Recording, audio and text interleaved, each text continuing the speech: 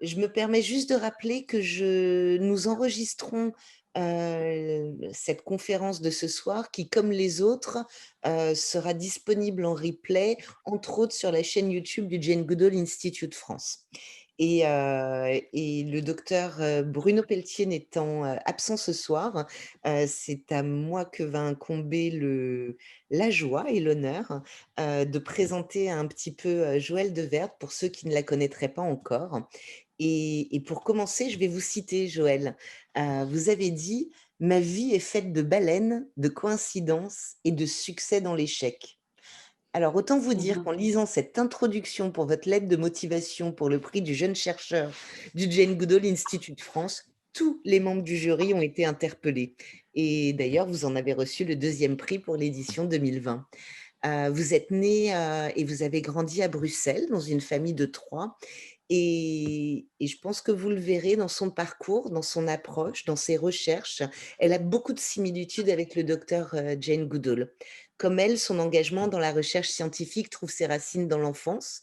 Un jour, des camarades de classe du lycée ont fait un exposé en cours de biologie sur les baleines et les dauphins, et elle a commencé à lire des livres, et sa fascination pour eux n'a fait que croître. Cette passion pour les océans et pour les baleines ont pu surprendre certains, puisqu'elle a donc grandi à Bruxelles. Mais comme vous passiez, je crois, vos vacances d'été dans le bassin d'Arcachon, votre premier contact avec l'océan est venu très tôt. Vous avez obtenu votre master en 2010 et commencé des recherches sur le terrain, où vous avez passé beaucoup de temps avec les baleines dans leur habitat naturel. Vous avez fait du bénévolat, par exemple, pour une ONG impliquée dans la recherche sur les baleines à bosse à Madagascar. Et j'en parle parce que vous avez assisté aux premières heures d'un nouveau-né baleine à bosse, qui est un événement extrêmement rare, puisque si je ne m'abuse, il n'y a que 4 cas officiels dans le monde, et ça a scellé votre fascination pour ces animaux. En 2014, vous avez décidé de postuler à différentes bourses de doctorat pour étudier les baleines à bosse, mais à l'époque, vous n'avez pas été retenue et vous m'avez dit quelque chose qui m'a beaucoup marqué. Vous avez dit: «Comme je crois que l'échec est la graine de la croissance et du succès, j'ai décidé de lancer mon propre programme de recherche à travers ma propre organisation à but non lucratif en Amérique centrale». Et je trouve qu'on vous retrouve tout ici dans cette phrase, avec la passion et la détermination. Et quand je faisais référence à Jane, je crois que voilà, on marche sur les mêmes pas. Et au cours de ces 10 dernières années, vous avez dû vous battre pour prendre des chemins de traverse parfois, pour atteindre vos objectifs, mais votre détermination est forte et chacun d'entre nous va le voir ce soir. Les résultats sont là et ils sont impressionnants. Des recherches qui ont des implications importantes pour la compréhension des comportements des baleines à bosse en termes d'alimentation, de reproduction, de distribution.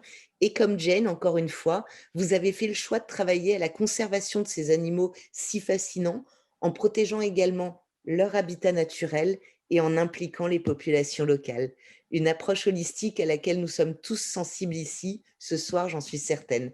Je me tais donc pour que Joël puisse nous expliquer comment son projet de conservation des cétacés du Nicaragua est une initiative de recherche et de conservation communautaire qui éduque le public tout en générant simultanément des informations sur la présence, la répartition, le comportement, la taille de la population des baleines à bosse grâce à un programme scientifique que vous avez monté vous-même.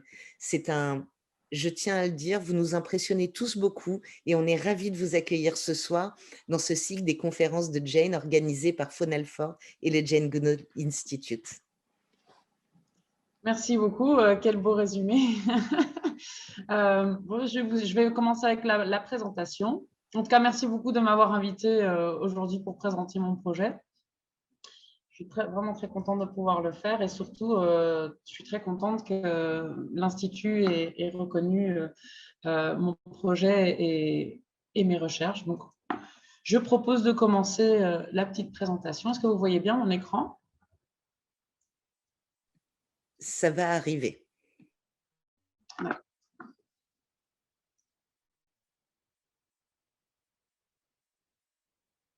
C'est parfait. Ok.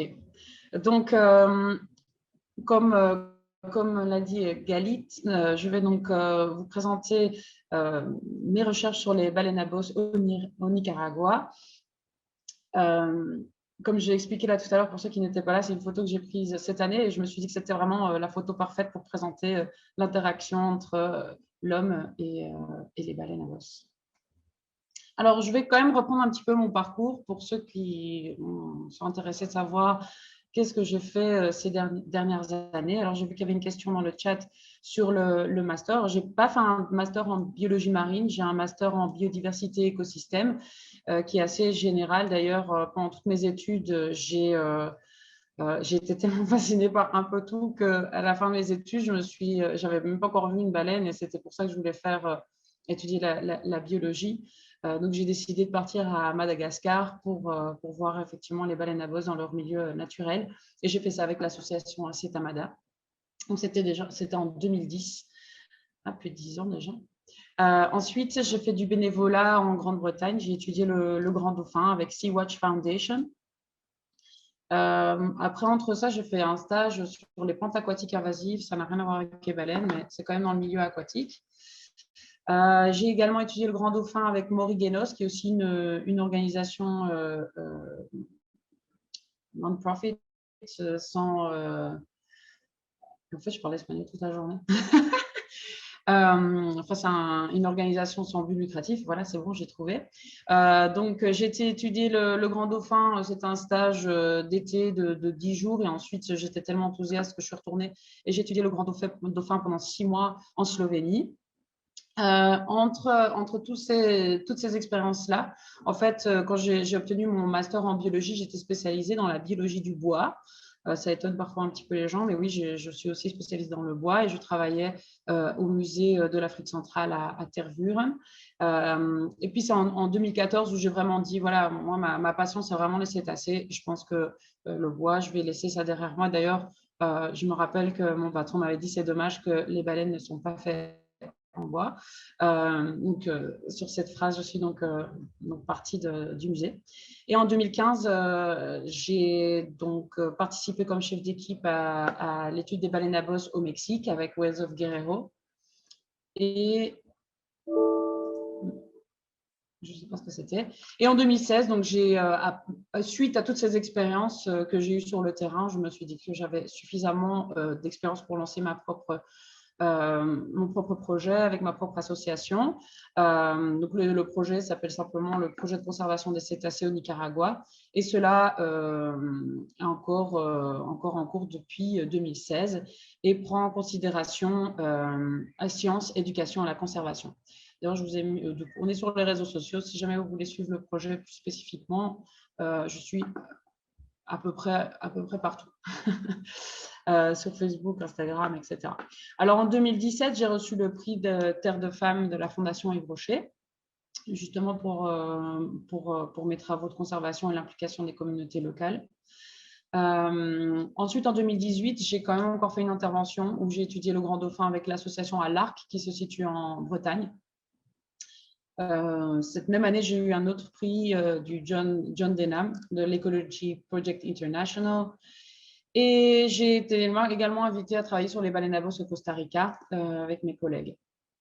Et en 2020, j'ai enfin décidé de faire mon doctorat. Alors là, c'est vraiment schématisé, hein. Il y a plein de choses qui se sont produites, mais en gros, ça, c'est un petit peu mon parcours. Et en fin 2020, j'ai reçu le prix du jeune chercheur par la Jane Goodall Institute de France. Donc, un mon plus grand plaisir.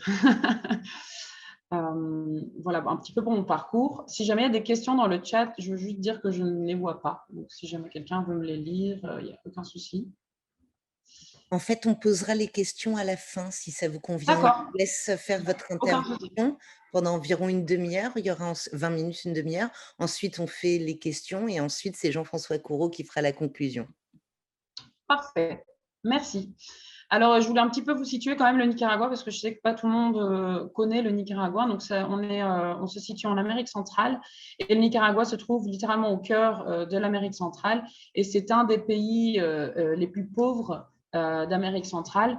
La surpêche et la pauvreté impliquent en fait de la dégradation environnementale de manière générale. Donc, il y a quand même certains défis au niveau de la conservation. Pour les baleines et les dauphins, moi, quand j'ai commencé, en fait, il n'y avait aucune connaissance de base, en fait, sur les cétacés. Donc, c'était un challenge, en fait, parce que si on ne sait pas ce qu'il y a, on ne peut pas le protéger non plus. Et il y avait aussi le développement d'activités anthropiques telles que l'écotourisme, donc le whale watching, et d'autres projets du style la construction du canal. C'est un canal interocéanique qui donc traverse l'océan Pacifique et qui connecte avec les Caraïbes. Alors ce projet devait commencer en 2016. On n'a pas trop de nouvelles si ça se fait ou ça ne se fait pas. Dans tous les cas, l'idée, c'était quand même aussi d'avoir des données pour comprendre aussi l'impact du canal et pouvoir donner des mesures de gestion adéquates pour les cétacés. Alors, vous voyez, ce canal, il traverse un lac d'eau douce, des réserves naturelles, etc. Autant vous dire que j'espère que ce canal ne va pas se construire, mais ça, c'était un projet que le Nicaragua avait.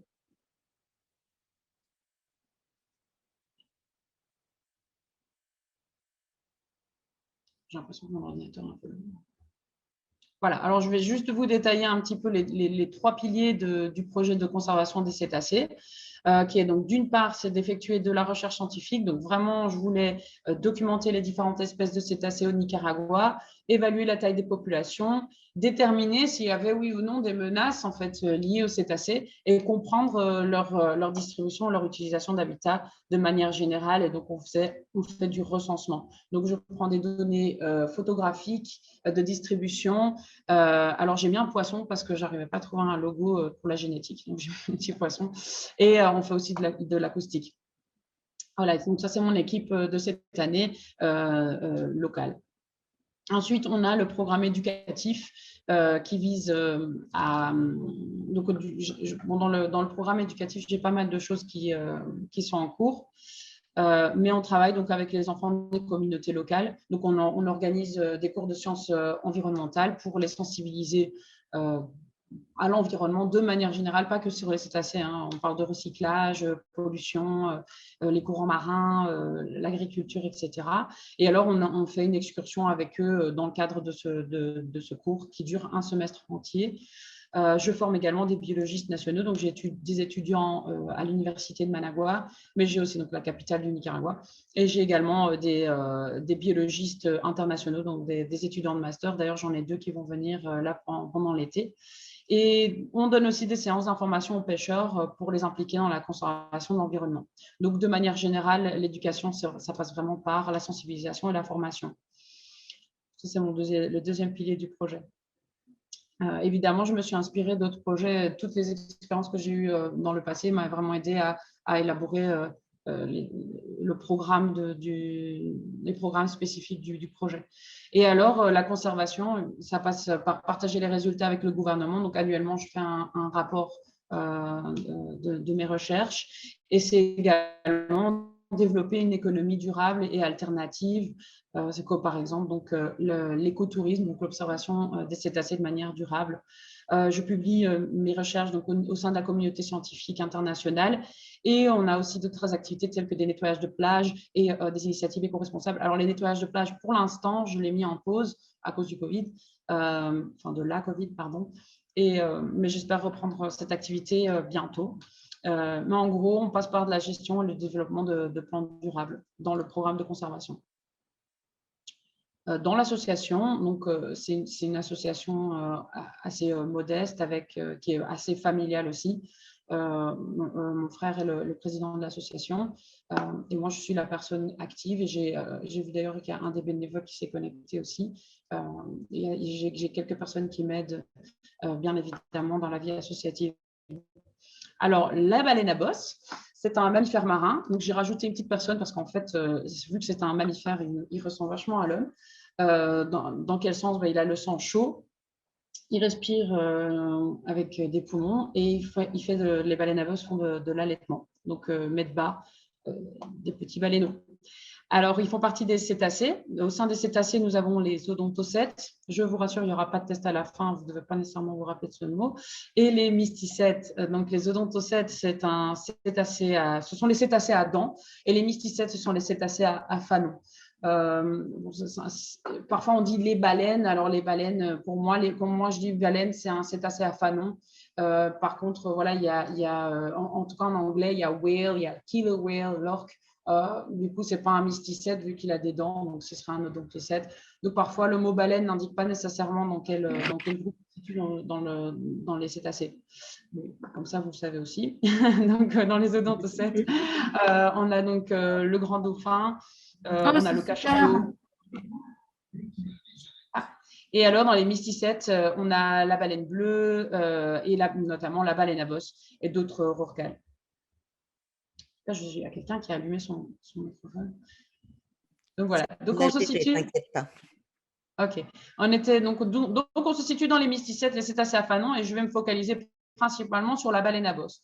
La baleine à bosse est une espèce migratrice, donc qui migre des zones d'alimentation. Donc ce sont tous les petits points bleus, ce sont des zones d'alimentation, et elle migre vers des zones de reproduction, donc tous les points verts que vous voyez sur la carte.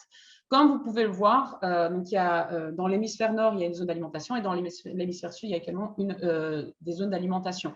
Parfois, j'ai souvent cette question, en fait. Donc, la baleine à bosse est une espèce, et au sein de cette espèce, il y a différentes populations. Il y en a 13 au total. Et moi, je me focalise sur celles qui viennent en Amérique centrale. Alors, vous voyez aussi des points rouges pour ceux qui avaient remarqué. Et ça, on dit que c'est une population résidente. Ce n'est pas vraiment ça. C'est que cette population-là n'effectue pas de migration sur une longue distance. Donc, elle retrouve un habitat propice pour et l'alimentation et la reproduction dans une zone relativement restreinte. Voilà, alors j'ai rajouté cette carte parce qu'en fait, bon, la première carte que j'ai montrée, c'est un petit peu la version très simplifiée de la migration, mais il semblerait que vraiment la migration des baleines à bosse est vachement plus complexe que ce qu'on pensait. Et là, sur cette carte-là, on voit, donc là, je me focalise sur le Pacifique Nord, donc on voit vraiment que les baleines peuvent partir donc des États-Unis, aller au Mexique, peuvent aller des États-Unis en Amérique centrale, on a du Canada au Mexique, etc. Donc, c'est pas juste une ligne toute simple d'un point A à un point B. Il y a beaucoup plus de complexité en fait dans les mouvements des baleines à bosse. Du coup, basé sur la génétique et la photo-identification, je vous expliquerai tout à l'heure ce que ça veut dire. En fait, il y a une nouvelle carte qui a été créée pour indiquer en fait l'état de conservation des différentes populations. Et là, je voudrais juste que vous regardiez. Donc, en Amérique centrale, vous voyez la petite pastille jaune avec le 6. Ça, c'est l'Amérique centrale et on voit qu'elle est menacée. C'est-à-dire que c'est une population très réduite. De manière générale, la chasse à la baleine du 19e siècle a fortement impacté les populations de baleines à bosse dans le monde entier. Et petit à petit, les populations sont en train d'augmenter à nouveau. Mais d'autres populations sont encore en train ont des difficultés en fait à augmenter. Et en Amérique centrale, vu qu'il y a un manque de données, on ne sait pas trop bien ce qui se passe au niveau de la population des baleines à bosse. Alors, régulièrement, j'ai cette question aussi, donc comment est-ce qu'on fait pour étudier la baleine à bosse? Donc, on utilise cette méthode de la photo-identification. Donc, là, vous voyez, c'est une photo de la caudale de la baleine. La caudale de la baleine est unique comme notre empreinte digitale, c'est-à-dire que la baleine est née avec ce patron-là. Généralement, ça ne va pas bouger. Bon, il y a peut-être des petites choses qui vont s'ajouter, des cicatrices, mais la coloration, donc là, vous voyez qu'il y a une couleur blanche sur cette baleine, une couleur noire. Donc, ce patron-là va rester toute sa vie. Ce qui est un avantage, en fait, dans la recherche, parce que moi, je peux revenir dans 15 ans et cette baleine, je vais la reconnaître. Donc, ça, c'est un grand avantage. Donc, on n'a pas besoin de taguer, mettre des numéros. On n'a pas vraiment besoin pour les reconnaître, vu qu'elles ont ces marques naturelles, en fait. Donc, les scientifiques utilisent cette méthode. Alors, ça fait déjà 50 ans que 40-50 ans que cette méthode existe et elle fonctionne très bien. Alors, donc on regarde également les cicatrices et les marques. Là, je vous indique un petit peu comment il faut regarder la caudale et aussi les dentelures. Au milieu, on regarde s'il y a la forme du milieu est en U ou en V. Et parfois, on regarde aussi pour les parasites. Mais bon, évidemment, les baleines ne sont pas nées avec ces parasites-là et ça peut changer avec les saisons. Mais dans une saison, ça peut être un paramètre utile pour l'identification.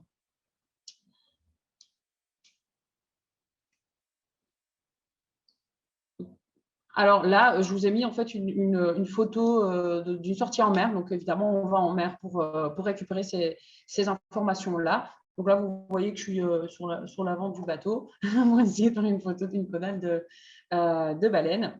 Donc là, vous voyez, je vous ai mis un exemple. Qu'est-ce qu'on peut faire avec ça? Donc, on utilise la méthode de marque-recapture. Ça nous permet de connaître la structure, la taille de la population, le taux de survie et de reproduction. On peut estimer l'abondance. On peut calculer des taux de recapture et donc la fidélité à un site. Donc, est-ce que les baleines reviennent tous les ans au même endroit? Leur résidence, la migration, les mouvements qu'elles peuvent avoir dans une zone ou entre des zones. Ça nous permet de manière générale d'identifier des espèces, des individus bien évidemment, voir les structures sociales, comportements, etc. etc. Donc, la photo-identification, je trouve ça génial parce que c'est vraiment juste basé sur une photo et en fait, on peut savoir énormément de choses sur les baleines. Donc, vive la photo-identification. Je vous ai mis quand même une petite vidéo pour vous montrer comment je fais pour…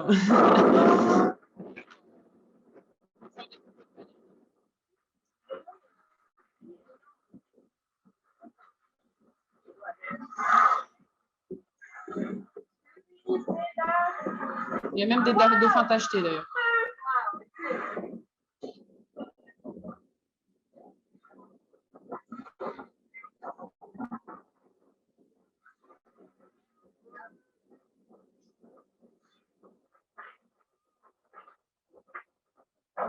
Donc, vous voyez, la photo que je vous ai montrée, elle était idéale, sous un angle idéal, mais les baleines ne sont pas tout le temps dans l'angle qu'on veut.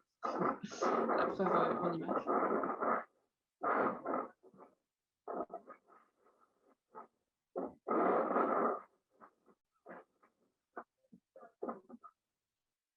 Donc, en gros, c'est bon. Je voulais juste vous montrer un petit peu les conditions. Donc, on attend vraiment que la baleine sorte la nageoire caudale.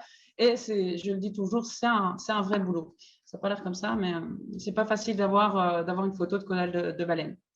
Donc, là, je vous ai mis en fait une carte parce qu'en fait, je partage ces données sur une plateforme de sciences participatives et ça nous permet de savoir où les baleines vont sur la base de ces nageoires caudales, partagées par différentes personnes situées dans le monde. Et par exemple, ici, il y a une baleine qui n'a pas de nom pour l'instant, qui a été vue donc, le 31 janvier 2016. Elle a été vue en mai 2015 en Californie. Et ensuite, elle a été vue au mois d'août 2016. Donc, vous voyez que c'est vraiment le cheminement de la baleine. Alors, évidemment, je n'ai pas de recapture donc au Mexique, je ne sais pas quand est-ce qu'elle est passée là, mais ça donne quand même une indication de, OK, cette baleine vient des États-Unis et vient au Nicaragua. C'est juste pour vous montrer une petite application. Alors, le Nicaragua, c'est un lieu unique parce qu'en fait, il y a de janvier à avril, donc ce qui explique pourquoi j'étais au Nicaragua, il y a en fait une population de baleines à bosse qui vient des États-Unis, comme je viens de le préciser, qui vient visiter donc le Nicaragua pour mettre bas et trouver un partenaire donc pour se reproduire. Grâce à la science participative, donc ça je ne l'ai pas expliqué, mais j'ai aussi un programme de science participative, j'ai reçu une nageoire caudale que j'ai mise sur ce site internet qui s'appelle Happy Whale. Et à mon plus grand… Alors c'est une petite anecdote parce que cette caudale avait été vue en septembre. Alors, si vous avez bien vu, j'ai dit janvier à avril, il y a des baleines. Et là, je vois qu'en septembre, il y avait une baleine. Je me suis dit, c'est un peu bizarre quand même, ce n'est pas du tout la période. Je me dis, est-ce que ce serait possible qu'il y ait des baleines qui viennent d'Antarctique, étant donné qu'il y a des baleines au Pérou, en Colombie et au Costa Rica. Donc, j'ai été voir mon professeur à l'université. Je lui ai dit, je suis convaincue qu'il y a des baleines qui viennent d'Antarctique. Il m'a dit, mais enfin, Joël, tu n'as pas de preuves, ce n'est que des suppositions. Alors là, à droite, vous voyez une carte avec plein de petits points. Ça, c'est toutes les observations qui ont été partagées avec les pêcheurs, les tours opérateurs, etc. Et cette photo, donc je l'ai mise sur Happy Whale, la baleine heureuse d'ailleurs, la traduction littérale. Et là, une semaine après cette conversation avec mon professeur, j'ai cette recapture qui me dit que la baleine vient d'Antarctique. Alors autant vous dire que j'étais vraiment très heureuse. Et donc, il s'avère qu'entre juillet et septembre, alors c'est une estimation parce qu'en fait, je n'ai pas vraiment fait de recensement comme j'ai fait entre janvier et avril, et ben, il y a des baleines d'Antarctique qui viennent visiter également le Nicaragua. Alors, comme vous l'avez compris, elles utilisent le même endroit, le même lieu, mais pas au même moment. Alors évidemment, tous les scientifiques me demandent, mais est-ce qu'il y a des interactions? Est-ce qu'il y a un échange entre les deux populations? Au jour d'aujourd'hui, on ne sait pas, en fait, s'il y a des interactions. Mais donc, cette observation-là, je l'ai publiée l'année dernière, et donc, on a le record plus au nord d'une baleine qui migre d'Antarctique. Donc, c'est vraiment super, super intéressant et chouette d'avoir découvert ça. Donc, en fait, je vous fais un petit récapitulatif. Donc, on a la population qui vient du nord des États-Unis, elle vient de la côte ouest des États-Unis. La taille de la population est évaluée à peu près 500 individus. Ce n'est pas énorme. 500, c'est vraiment la taille d'un quartier ici à Saint-Gobain-d'Elsourd, donc c'est vraiment pas beaucoup en fait. Selon l'étude que je fais dans mon doctorat, j'ai évalué qu'il y a à peu près 200 individus qui viennent au Nicaragua. Je suis en train de finaliser ma publication, qui viennent entre janvier et avril. J'ai un catalogue de 124 caudales. Bon, avec cette année, on en a un petit peu plus. Et c'est donc une population menacée. Et ce recensement se fait depuis 2016. Alors maintenant, la population du Sud, évidemment, vu que c'est quelque chose qu'on a découvert récemment, on sait qu'elles viennent d'Antarctique. Bon, alors j'ai une caudale. Je ne sais pas si toutes les baleines viennent d'Antarctique, mais en tout cas, on va supposer qu'elles viennent d'Antarctique. La taille de la population de l'hémisphère sud est de 6500. Vous voyez que déjà, ça contraste avec les 500 de l'hémisphère nord. Le nombre d'individus qui viennent visiter le Nicaragua, je ne sais pas, inconnu. Moi, j'ai établi que la saison entre juillet à octobre, est-ce que ce serait jusque septembre? Point d'interrogation. On n'a pas de recensement, donc je ne peux pas vraiment répondre à cette question. On a un modeste catalogue de 9 caudales, donc pour l'instant, il faut encore qu'on collecte plus de données. Donc, l'état de conservation, en tout cas, est inconnu pour l'Amérique centrale. Et c'est ça que j'expliquais là tout à l'heure, c'est pour ça que je reste ici. Donc, le 1er juillet, je vais sortir en mer et essayer de trouver les baleines qui viennent d'Antarctique. Et ce sera une grande nouveauté aussi pour l'association, parce qu'on n'a encore jamais fait de recensement de cette population-là. Et voilà, donc je suis assez enthousiaste de voir si on va avoir beaucoup de baleines, d'où elles viennent, etc. Donc, voilà, ça va être de début juillet jusqu'à fin septembre. Alors, la baleine à bosse, je ne sais pas si vous avez un petit peu entendu parler, mais la baleine à bosse, il y a quelqu'un en fait qui s'est amusé à calculer la valeur d'une baleine. Alors, la valeur d'une baleine, bon, d'une part, il y a la valeur évidemment économique. Donc, dans l'industrie de la pêche, ça a été estimé à 150 milliards de dollars que apparemment les baleines contribuent à la chaîne alimentaire et augmentent en fait les stocks de poissons. Je vous expliquerai tout de suite comment ils sont arrivés à cette conclusion-là. Et évidemment, l'observation des cétacés, l'observation des baleines, le whale watching, est une industrie très lucrative dans le monde et génère plus de 2 milliards de dollars. Donc, voilà, au niveau financier, protéger les baleines est vraiment intéressant et il y a même des communautés entières qui créent en fait une économie sur l'observation et pas que, évidemment, tous les produits dérivés. Ça peut amener des gens dans un village, ça crée une économie. Donc, préserver les baleines, en tout cas pour l'économie, c'est assez intéressant. Et d'autre part, elle a un rôle écosystémique. Donc, la baleine à bosse en fait, augmente la productivité du phytoplancton et grâce à ça, en fait, elle capture plus de 37 milliards de tonnes de CO2 par an. Donc, en fait, les baleines font un petit peu le même travail que les forêts, finalement. Et également, quand les baleines meurent, en fait, elles capturent du dioxyde de carbone. Et quand elles meurent, en fait, elles descendent dans la colonne d'eau et elle a capturé le dioxyde de carbone. Donc, comment ça marche avec le phytoplancton? En fait, vu que les baleines s'alimentent dans la colonne d'eau en bas, dans les profondeurs, elles mangent du krill ou du poisson. Et quand elle vient en fait à la surface, elle va déféquer et va donc libérer des nutriments. Et ça va aider en fait le phytoplancton à se développer. Et c'est le phytoplancton qui va en fait faire ce processus de photosynthèse. Ça a été découvert il n'y a pas longtemps. Ils appellent ça le whale pump, la pompe baleine, si je peux dire ça littéralement.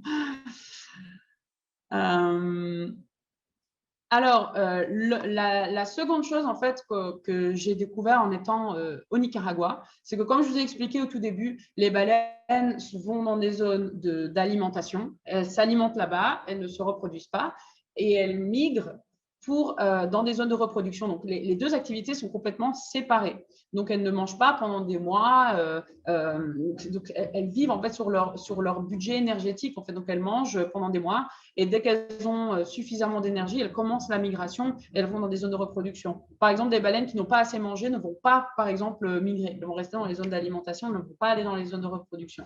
Donc, c'est vraiment un élément très important. Alors, moi, ce qui s'est passé, c'est que j'étais sur le terrain, donc au Nicaragua, dans une zone de reproduction. Et là, je vois cette baleine avec la gueule ouverte et je vois des petits poissons dans la bouche. Donc, je me suis écrié littéralement, j'ai dit, ça, c'est une publication. Parce que je savais très bien que les baleines ne s'alimentent pas en zone de reproduction. Alors, la question, c'est pourquoi est-ce qu'elles s'alimentent? Alors, évidemment, il faut distinguer deux types de comportements. Il y a un comportement opportuniste, c'est-à-dire, il y a un groupe de poissons qui se baladent et puis il y a la baleine qui se balade aussi, puis coïncidence, les deux sont là au bon moment, donc il y a de l'alimentation. Ou il y a de l'alimentation récurrente, c'est-à-dire qu'on voit ça vraiment régulièrement et voire même tous les ans. Ça, c'est différent. Alors, il s'avère qu'au Nicaragua, en tout cas, moi, j'ai vu 2 saisons d'affilée, et j'ai vu d'ailleurs cette saison aussi, des comportements d'alimentation. Je dis des comportements parce que je ne vois pas toujours qu'elle ouvre la bouche, qui est dans des comportements d'alimentation. Alors pourquoi? Parce qu'en fait, il y a le dôme costaricain qui amène c'est un courant avec plein de nutriments et ce courant-là vient en fait vers le Nicaragua et ça bouge en fait. C'est vraiment le cercle mauve là que vous voyez bouge en fait en fonction de la période de l'année et entre février et avril, ce cercle avec plein d'alimentation, enfin de nutriments, vient en fait à la côte centro-américaine. Alors c'est un peu malheureux parce que c'est le dôme costaricain. Alors évidemment les Nicaraguayens ne sont pas très contents. Donc on va dire le dôme centro-américain pour arrondir les angles. Donc ce dôme amène donc plein d'aliments et les baleines profitent en fait. Et tous les ans, après ça va être encore la suite de mes recherches, mais je pense qu'il y a en fait un groupe d'alimentation, enfin un groupe de baleines qui se sont spécialisées dans l'alimentation. Donc, c'est un groupe au sein de la population. Ce n'est pas toute la population qui fait ça. Et ça, évidemment, ça a une implication aussi parce que j'ai un taux de recapture assez élevé pour des baleines qui sont impliquées dans l'alimentation. Donc, ça fait que, par exemple, cette année, on dit « Ah, il y avait plein de baleines ». Et en fait, c'est les mêmes individus qu'on voit tout le temps, en fait. Donc, ce n'est pas qu'il y a plein de baleines, c'est juste les mêmes individus qui restent dans la zone pour s'alimenter. Et donc, ça peut avoir une implication parce que si les bateaux sortent pour aller faire de l'observation, ils vont toujours, en fait, embêter, on va dire, les mêmes baleines. Mais je vous expliquerai ça plus en détail après.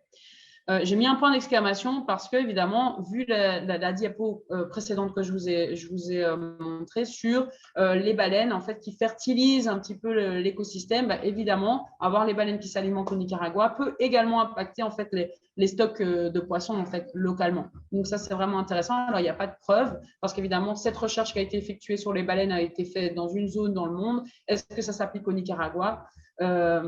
Il faudra voir ça dans le futur et faire de la recherche là-dessus pour voir si elles ont un impact en fait sur l'écosystème. Donc, les menaces actuelles, la pêche. Alors, au Nicaragua, il y a l'utilisation de bombes artisanales de manière illégale. Donc, c'est la pêche à la bombe, c'est-à-dire qu'on jette en fait une bombe et puis ça détruit absolument tout. Ici, à Saint-Juan-del-Sur, dans le département où je suis, ils n'utilisent pas la bombe, mais tout le reste de l'océan Pacifique nicaraguayenne, ils utilisent encore la bombe illégalement. Et alors, il y a également la pêche accidentelle, donc quand les animaux se retrouvent dans des filets de pêche. Alors, il y a la pollution, le trafic maritime. Donc, comme je vous ai dit, s'il y a le canal, ça va amener ça va augmenter le trafic maritime. Ça peut augmenter, donc ça a des implications au niveau des collisions, la pollution sonore, etc. Et alors, évidemment, on a le plastique et le microplastique qui est, je pense qu'on est tous au courant, c'est un fléau pour les océans. Évidemment, aussi l'écotourisme non réglementé. Hein, j'insiste quand même sur le non réglementé parce que la réglementation est très, très importante. En soi, de faire de l'écotourisme, il n'y a pas de souci, mais il faut le faire d'une manière responsable pour que ce soit durable. Alors, j'ai marqué, ça s'applique à toute la faune marine. Ce n'est pas juste pour les baleines. Donc, ça inclut les tortues, les dauphins, les raies, etc. Alors là, je vous ai mis un exemple un peu extrême où, en fait, vous voyez, donc, il y a la nageoire dorsale de la baleine. Et en fait, normalement, il y a une caudale là. et elle a juste disparu. Donc, cette baleine s'est retrouvée donc, dans un filet et en fait, ça l'a sectionné la pédoncule, ça s'appelle comme ça. Donc, on ne sait pas si cette baleine vit encore. Hein. D'ailleurs, je ne sais même pas comment elle a survécu parce que vraiment, c'est bien sectionné. Alors là, je vous ai mis une photo du Nicaragua. Donc ça, c'est une mer. Je vous le dis parce qu'elle avait un baleineau. Et là, vous voyez qu'il y a un petit élément jaune au fond. Et donc ça, c'est un filet de pêche. Donc, il y a des interactions, en fait, ici au Nicaragua, des baleines avec les filets de pêche. Évidemment, le problème, comme je vous ai expliqué en début de présentation, ce sont des mammifères, donc ils ont besoin de respirer. S'ils ne peuvent plus venir à la surface, ben, ils peuvent s'asphyxier. Donc, ça peut vraiment avoir un impact assez désastreux, les filets. Après, évidemment, le plastique, bon, j'ai mis une photo d'un oiseau parce que je vous disais que ça s'applique à d'autres espèces également. Et rappelez-vous que, vu que la baleine à bosse s'alimente ici, ça veut dire qu'elle ouvre la bouche et qu'elle mange, elle peut attraper du plastique. Clairement, donc tout le plastique qu'on envoie en mer, ben, la baleine peut l'ingurgiter. Et comme je vous disais, donc l'écotourisme non réglementé. Alors, il y a un code de bonne conduite par rapport à l'observation des mammifères marins. Donc, il y a des zones où on ne peut pas s'approcher. Bon, je ne vais pas aller trop dans les détails, mais il faut considérer la distance, le temps d'observation. Tout ça, il faut prendre en considération et doit être repris dans la réglementation, donc une loi de protection des baleines dans l'idéal. Il faudrait faire ça. Alors, pourquoi c'est important? Alors, je vous ai mis d'autres photos. Ben voilà, si on s'approche trop, ben, on peut, en fait, vous voyez, c'est des marques d'hélice là, sur la caudale à gauche. Vous voyez que ça peut vraiment faire des grosses marques. Bon, cette baleine, vu que c'est du cartilage dans la caudale, ça n'a pas trop impacté. Sur la photo du dessous, vous voyez aussi que c'est une hélice. La photo du milieu, c'est également l'impact d'une hélice. Voilà. Et puis, bon, on me pose la question, est-ce que les baleines sont dangereuses? Alors, j'ai envie de vous dire en soi, non. Si vous respectez la baleine, il n'y a aucun souci. Mais si vous vous approchez trop, vous ne lui laissez pas son espace, vous n'arrivez pas à lire son comportement, si elle ne se sent pas à l'aise avec la présence du bateau, bah oui, il y a des cas où la baleine attaque un bateau. Là, vous voyez qu'il y a en bas une baleine qui donne un coup de nageoire caudale. Ça peut être potentiellement dangereux.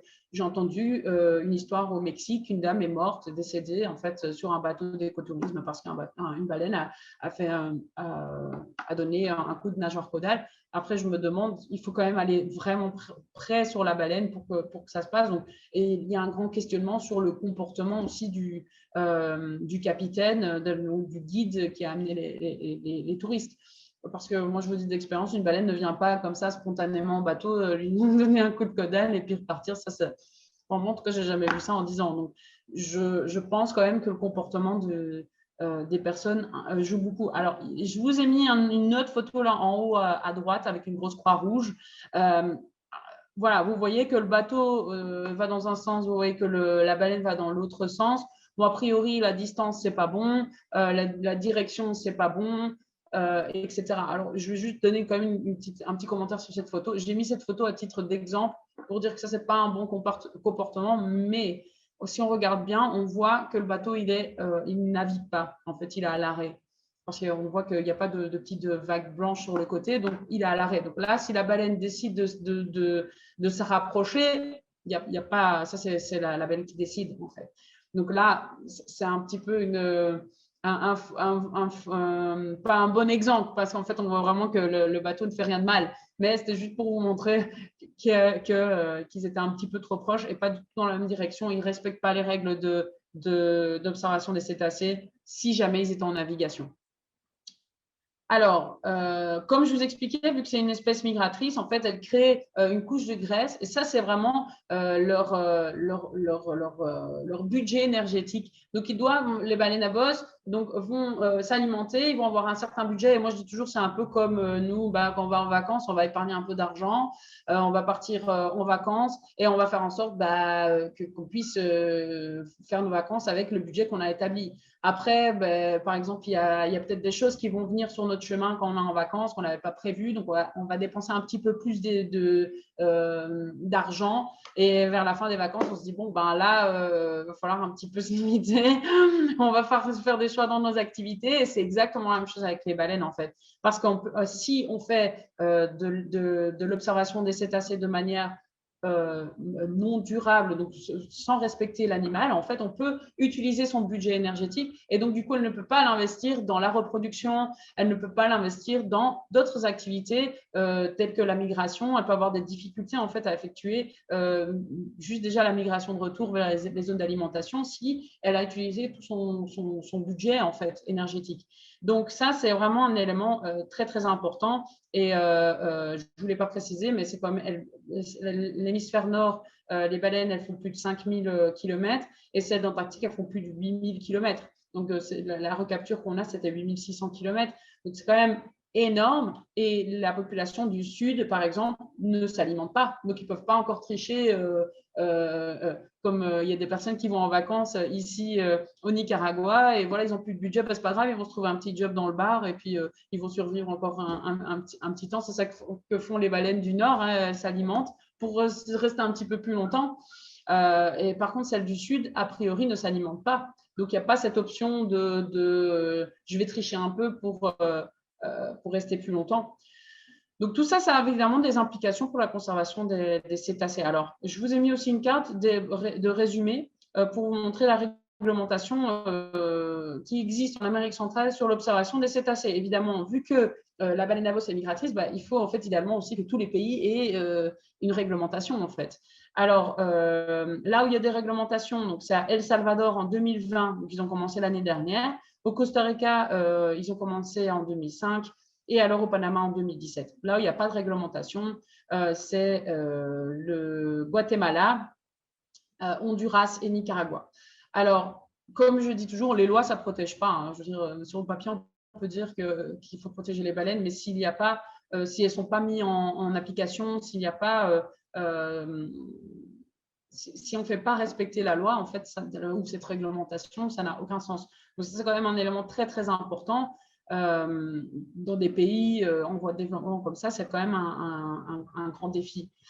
Alors, je vous donne l'exemple d'El Salvador. Ils ont lancé, donc ils ont fait la promotion de l'observation des baleines, évidemment basée sur les baleines de l'hémisphère nord, où je vous ai dit que c'était une population menacée. Bon, ils ont déjà des problèmes avec plus de 20 bateaux qui viennent sur un petit groupe de baleines. Et ça, c'est un vrai problème, en fait. Hein. Donc, ils se sont rendus compte et ils ont lancé ça en octobre 2020. Et mes collègues scientifiques m'ont dit on ne sait pas trop comment gérer l'histoire. Alors, l'avantage qu'on a ici au Nicaragua, c'est que le gouvernement se rend bien compte que c'est important d'avoir une bonne réglementation et un bon suivi en fait de cette réglementation.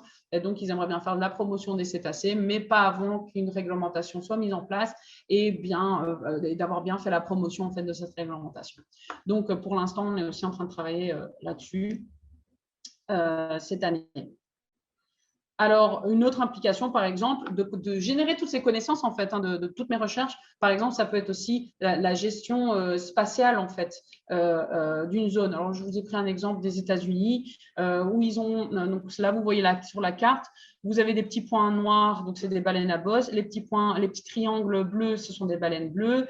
Et alors, vous avez, avec les flèches et les rectangles bleus, ce sont des passages, en fait, de bateaux. Et là, vous voyez que sur les trois chemins indiqués, il y en a un qui passe pile poil dans des zones de haute densité de baleines. Et donc, par exemple, générer les connaissances comme moi je le fais peut aider en fait à dire voilà, ça c'est une zone où il y a une haute densité de baleines. Et donc, ce serait mieux par exemple, les bateaux de croisière et les cargos, de passer à côté, comme vous voyez ici, il y a une zone à droite en bas, les bateaux peuvent passer et les baleines ne se retrouvent presque pas là en fait. Donc ça pourrait être une chouette implication ou une application de la recherche.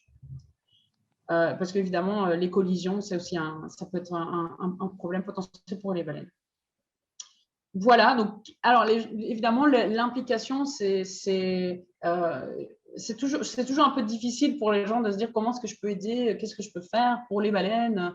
C'est vrai que bon, d'autres personnes ont des projets un petit peu plus faciles. Par exemple, les chimpanzés, hein, on peut plus facilement les voir, on peut potentiellement les toucher. Bon, on n'est pas trop pour de toucher les animaux dans leur habitat sauvage, mais voilà, il y a un peu une relation plus facile qu'avec une baleine. On peut partir 4 heures en mer, on n'a rien vu. C'est très compliqué en fait d'impliquer les personnes.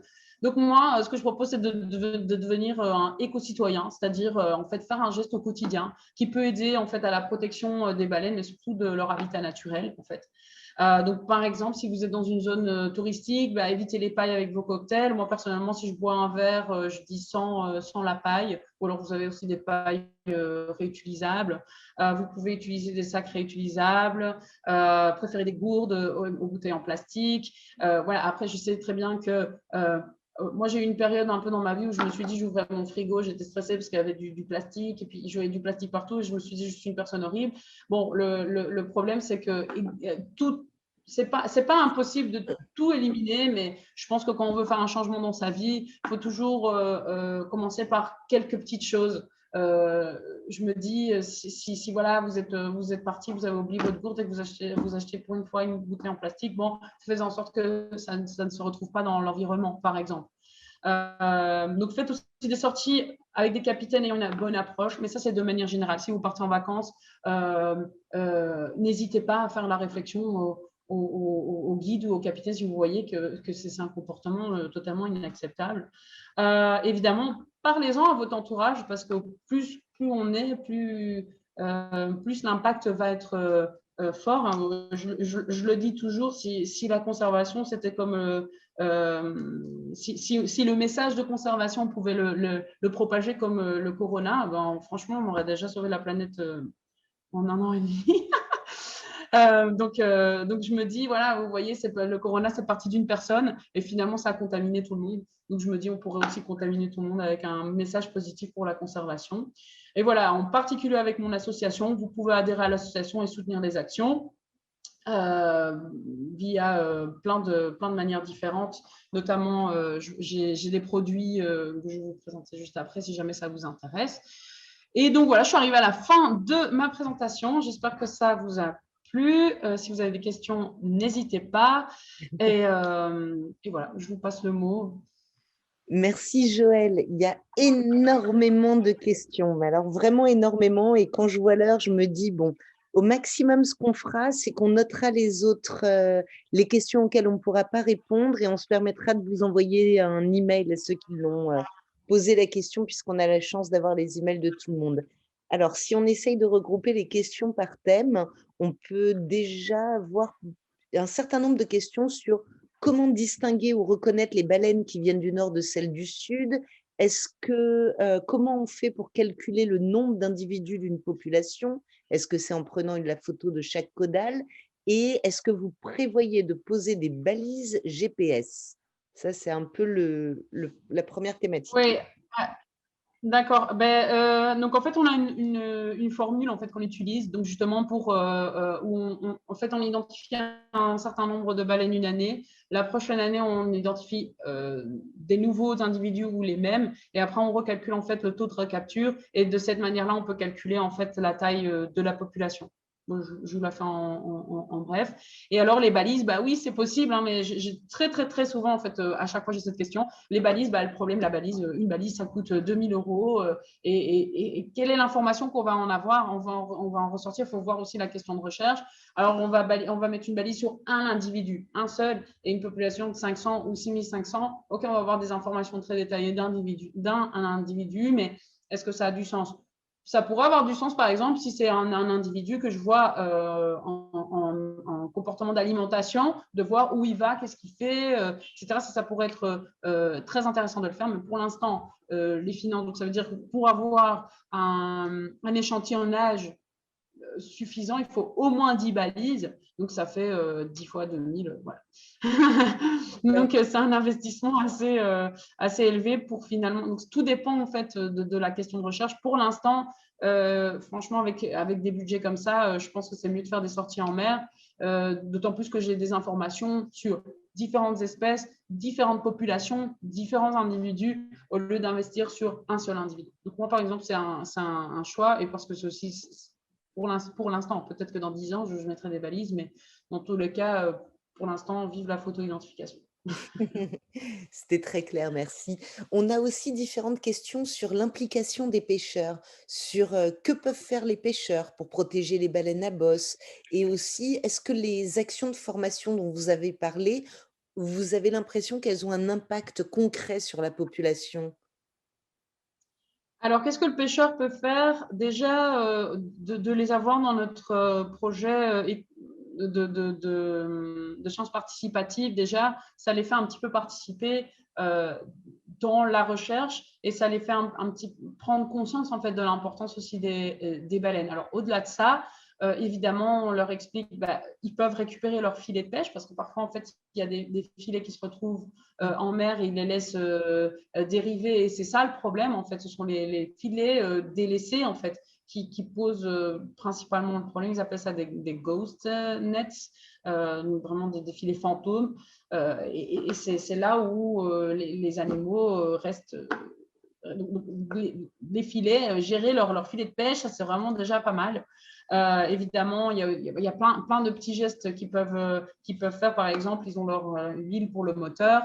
Bon, bah, parfois, ils déversent ça dans l'océan ou ils nettoient leur peau avec l'huile. Bon, c'est pas terrible. Donc, c'est un petit peu ce genre d'action-là que les pêcheurs peuvent Alors, je vais faire. poser les dernières questions parce que je suis désolée, mais malheureusement, le temps, imparti va bientôt, arriver. Mais, il y a 2 questions comportementales sur, les baleines à bosse s'alimentent très près des côtes et est-ce que ça constitue un danger pour elles?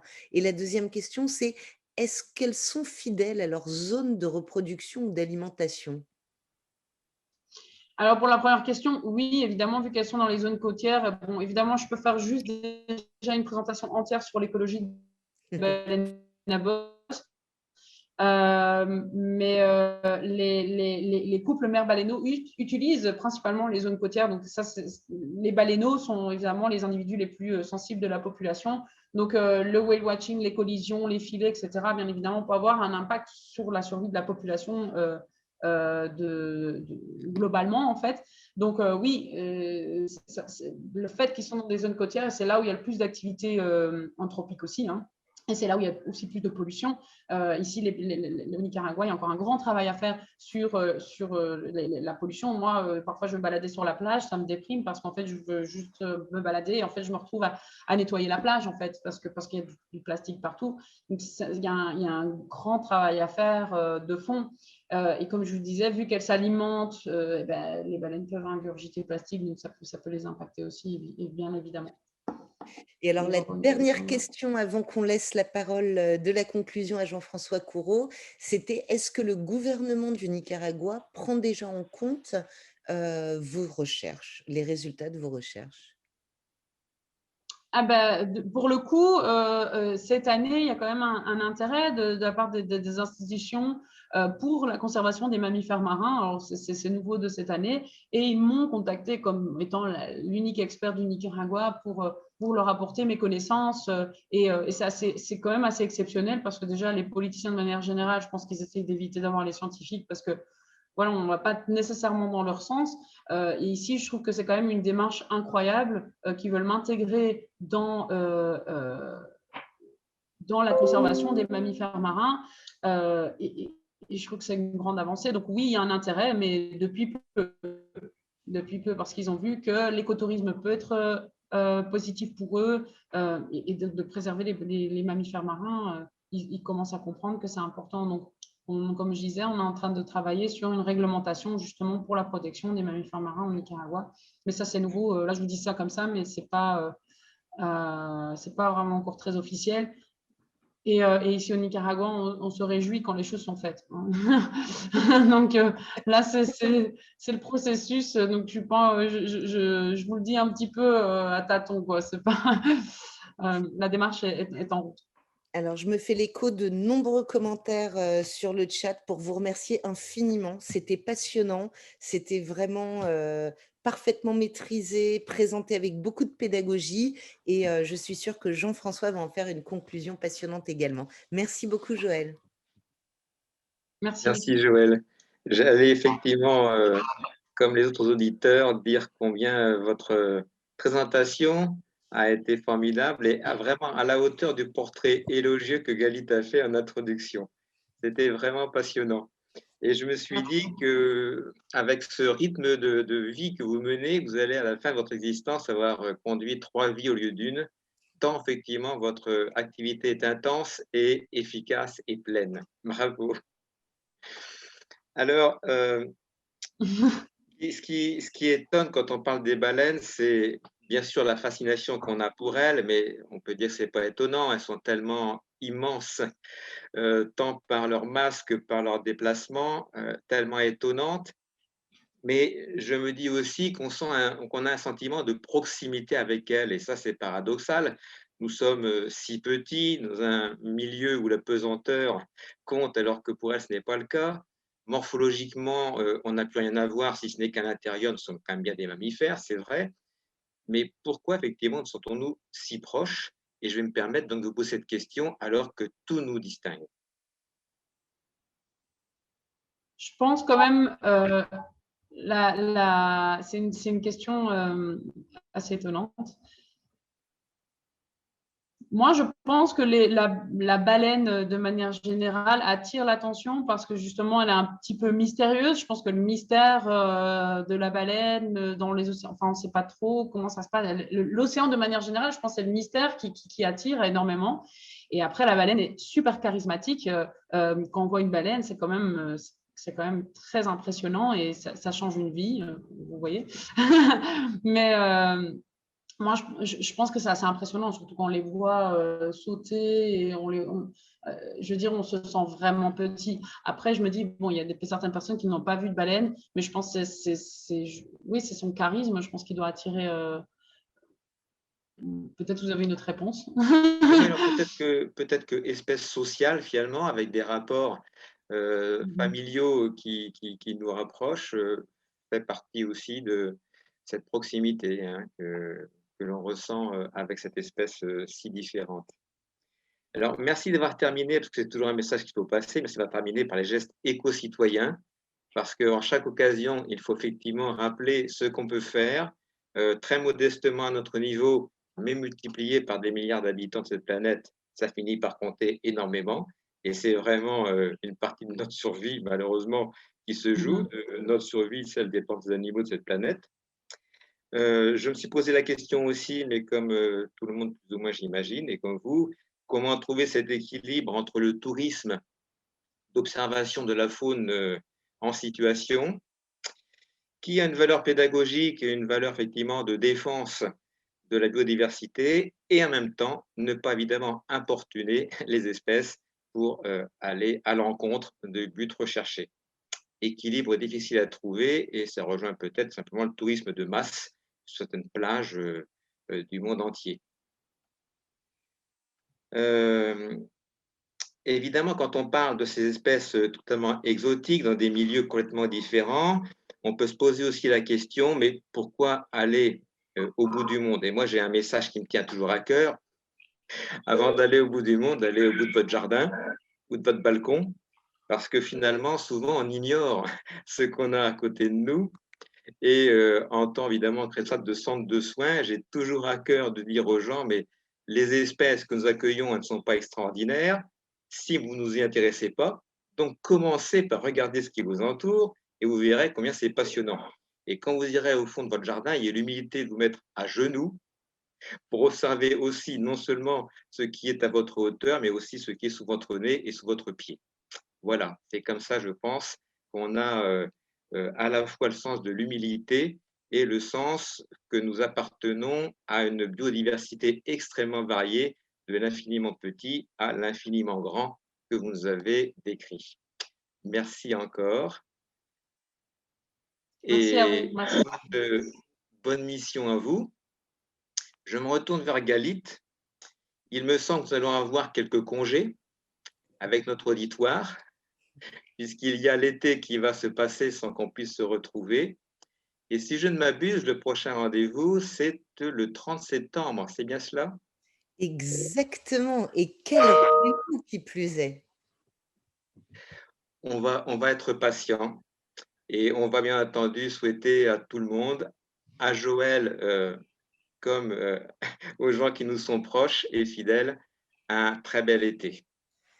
Tout à fait. Et on vous retrouve le 30 septembre avec Chani qui vient nous rejoindre pour une conférence suivie de Béatrice Louisy 2 semaines après. Ensuite, nous avons Astrid qui sera avec nous pour représenter entre autres Fonalfort et le cycle sera Manon, pardon, et le cycle sera clôturé par Jane Goodall le 15 novembre. Donc, on attend la rentrée avec impatience et on vous souhaite à tous d'excellentes vacances. Merci beaucoup, Jean-François. Merci, bonsoir. Bye Bonne bye. soirée à tous. Merci beaucoup. À bientôt. À bientôt.